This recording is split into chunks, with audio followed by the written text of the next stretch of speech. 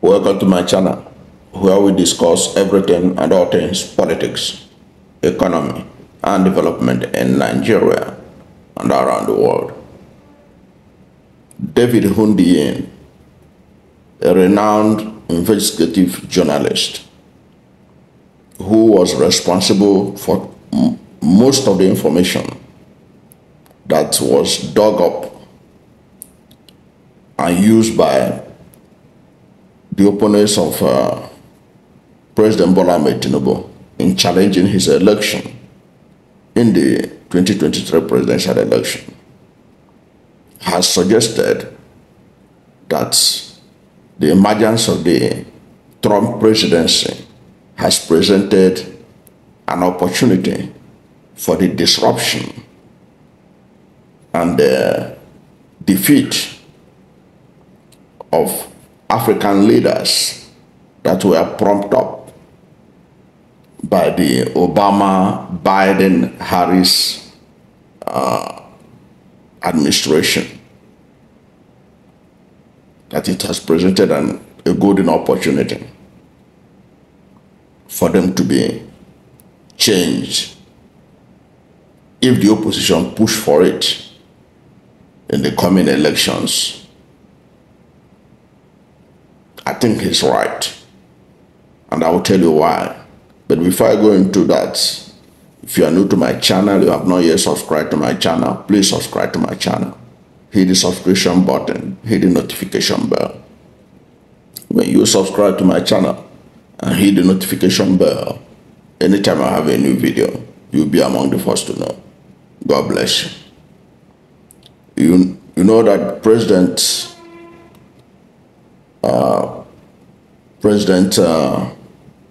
former President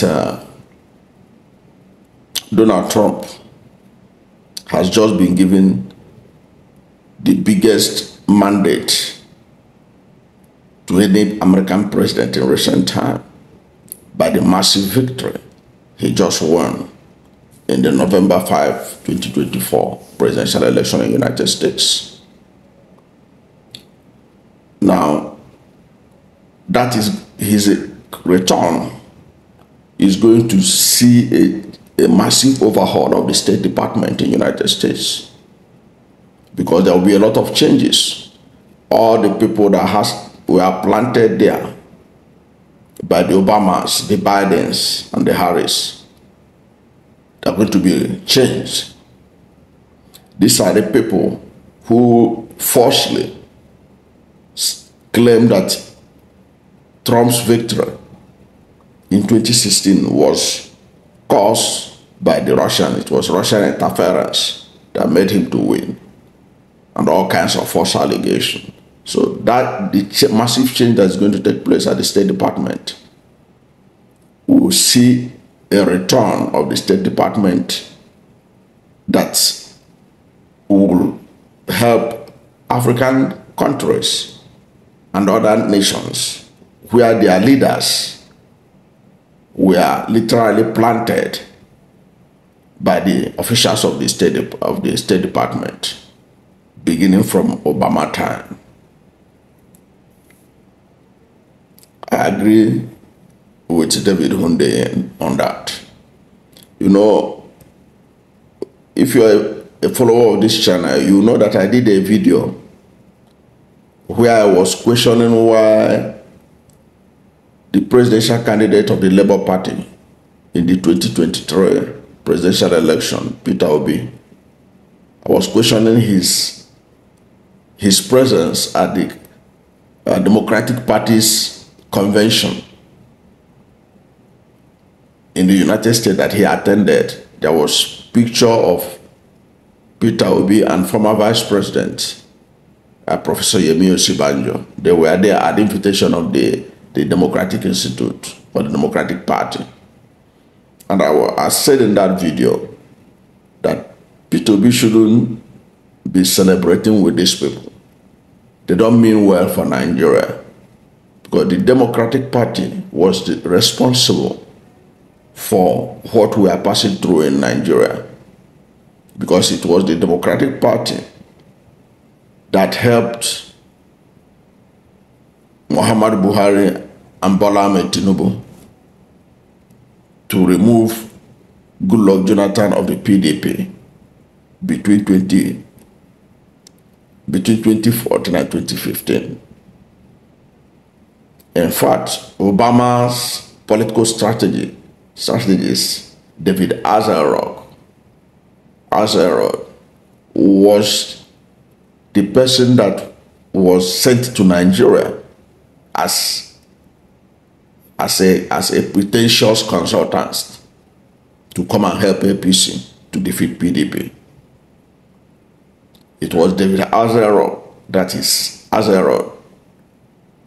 is credited for the slogan APC change, which they deceptively use in taking over Nigeria, that they want to bring change. Nigerians didn't know that the change they want to bring up on this country is a disastrous one, and Nigerians are feeling the impact today.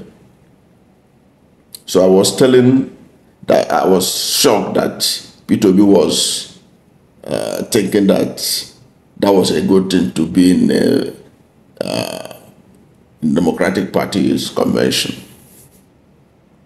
And I made reference to the fact that the Biden administration, despite how the election of Bola Tinubu, the 2023 election, how bad it was, going by the report by the European Union monitoring group and everything, they gave it a pass.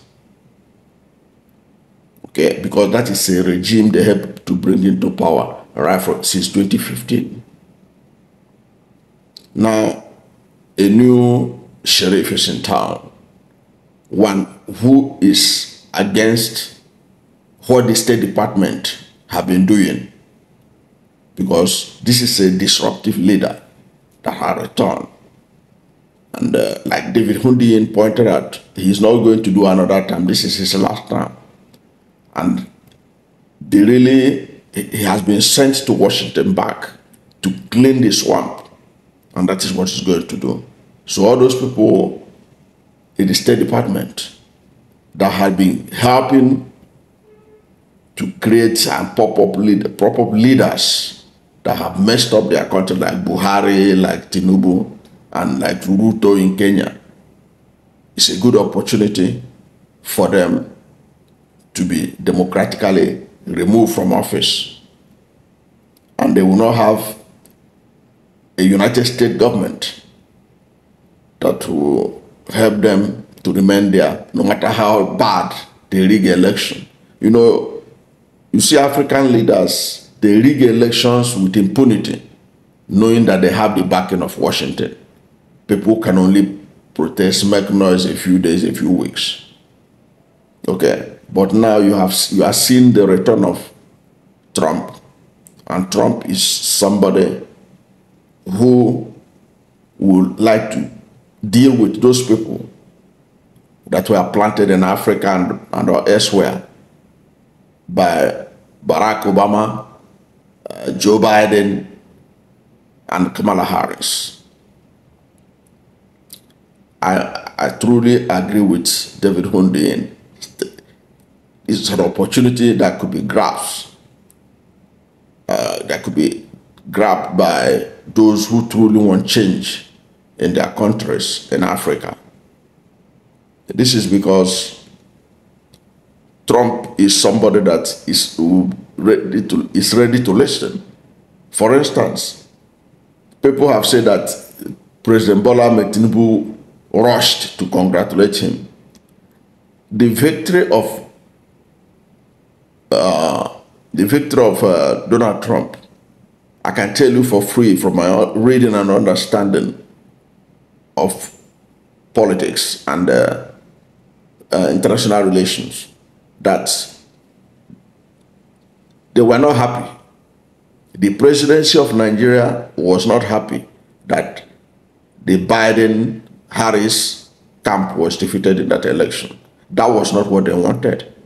They wanted a Harris presidency. Okay? They wanted Harris presidency. That was why you can see that it didn't take them they try to paint P2B that P2B is the Donald Trump of Nigerian politics. Okay, remember, Bayo Nanoga recently said that P2B is Donald Trump of Nigerian politics. In other words, they don't see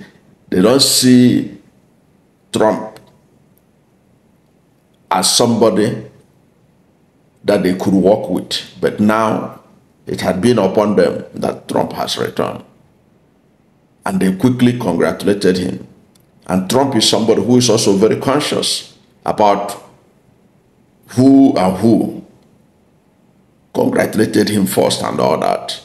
Because he values loyalty.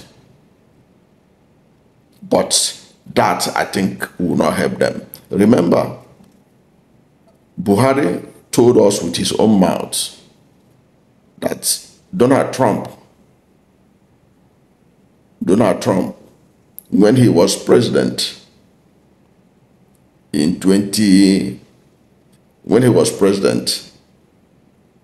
I think before the election of 2020, Donald Trump invited Buhari to the White House. And Buhari said that Donald Trump, only two of them was in the office. No aides, nothing. He said that Donald Trump looked him straight in the face and asked him, "Why are you killing Christians?" And Buhari replied, and Buhari was shocked by that question, because the way Buhari described it was man to man. And Trump is not given to being politically correct. He asked him point blank, he said, "Why are you killing Christians?" He didn't romanticize the whole thing and say, "I heard that you are killing Christians. What is this I'm hearing about the killing of Christians in Nigeria?" He just asked him, say, "Why are you killing Christians?" And of course, Buhari told him that there's a problem, there used to be crisis between farmers and herders, that it has nothing to do with religion, that is not killing Christians and all that. So, and you can see that kind of approach is one of the things that if you understand it, you know that we are about to enter a leadership in America that will not be ready to accept anything that just come out from the outcome of 2027 election. Trump will ask questions if he could be proven that things were not done right. So I absolutely see the return of Trump as an opportunity for the opposition in Africa and elsewhere, as David Hundeyin pointed out, to be able to disrupt those leaders that were planted in our continent by the Obama, the Bidens, and the Harris administration.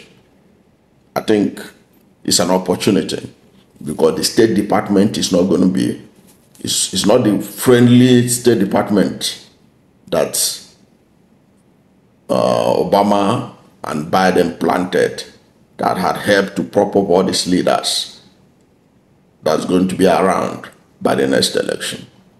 It is an opportunity for African opposition leaders to come together, because they're going to have somebody in the White House that will listen to them when they complain, unlike what we have from Obama time to now. I don't know what you think about this, but I totally agree with David Hundeyin that indeed there's an opportunity for disruptive change in leadership democratically in African countries, including Nigeria. Whatever is your position, let's hear from you at the comment section.